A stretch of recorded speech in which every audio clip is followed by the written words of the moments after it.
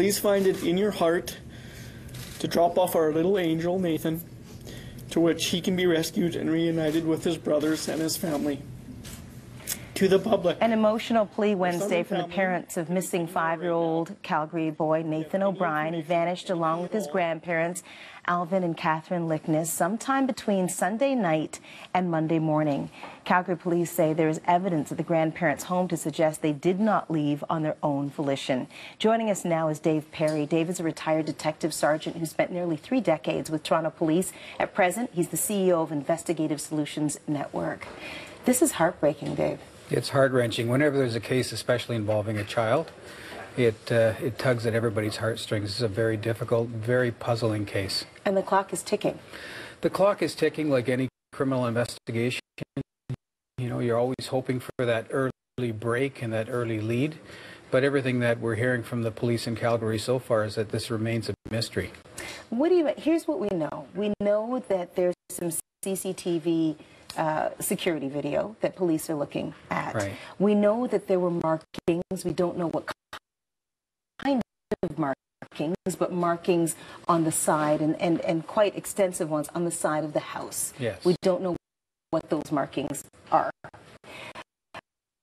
We know that there was an estate sale over the weekend, so that means lots of people in and out of the house, and police now are wanting to gather people today, anybody who bought something, that estate sale, so that they can make a record of everything. I mean, there's so many tips that have come in, hundreds of tips, but police aren't saying much. They're keeping things close. What happens during this time?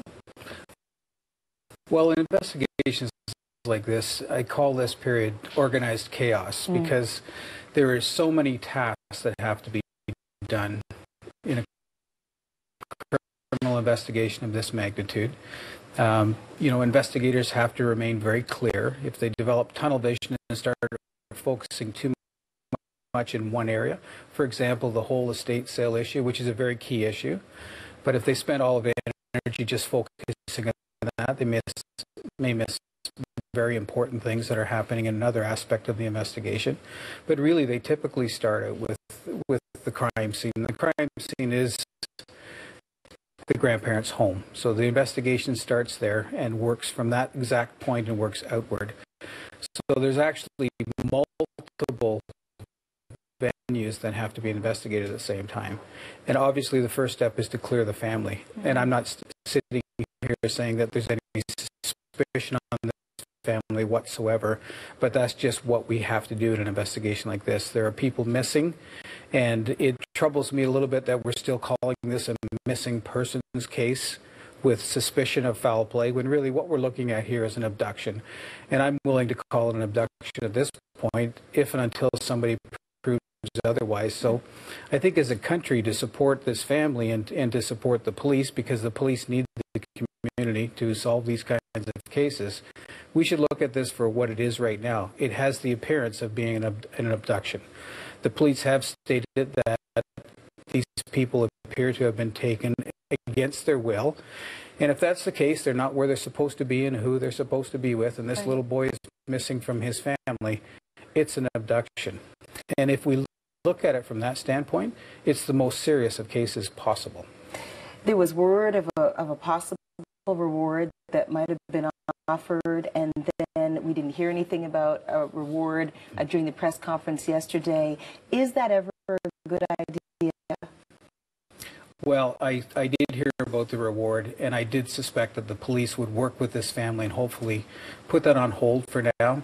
There is a good time to offer a reward, and when I say good time, that's overstating. It's actually a bad time. When a case goes cold and there's no more evidence or information coming in, that's typically, if there's going to be a reward offered, that's the time to do it.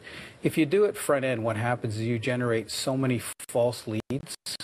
People are trying so hard not only to assist, but perhaps some motivated by the actual reward itself. You're getting information that buries you in things that you just don't need to be focused on. It's much better for investigators to focus on what's real and what's in front of them. That crime scene, for example, is very, very important. they're going to be able to tell a lot of things from that crime scene. We've already announced publicly that these people left against their will, that there's evidence of markings along the wall of the house, which is very concerning. So it tells me that these three people are unfortunately in a lot of trouble, and they're in grave danger. Investigators also saying, Dave, that the house was not left, well, or not consistent with the way the family would have kept it. Correct. Right. And there are a lot of things that don't make sense in this case. So, you know, I don't want to speculate on motives, and I understand the police at least haven't publicly announced what they're thinking the motive might be. But there are a lot of things that we could consider. And if this, for example, if it was Kijiji related and robbery was the motive, some of the other aspects of it still don't make sense. If it's a robbery, why are three people missing? Why was there an abduction attached to the whole thing? So it's a very troubling case, and the police are going to have to keep their minds open to just about any possibility at this time. Dave, thanks for the insight. My pleasure. Calgary police are asking anyone with information about this case to call Crime Stoppers. The number is 1-800-222-8477. We'll be right back.